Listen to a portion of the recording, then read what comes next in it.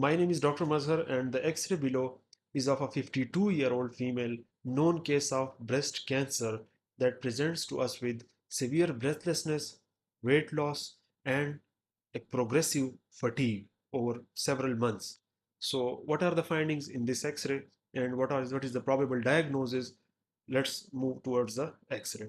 X-ray, there are multiple rounded, well-defined opacities of varying size throughout both lung fields. If you can appreciate these are multiple opacities that are distributed in both lung fields. If you can check, the left mastectomy is also noted. The left side mastectomy is noted. The breast tissue is not there. The breast shadow is not visible. So it is a case of lady has metastatic breast cancer.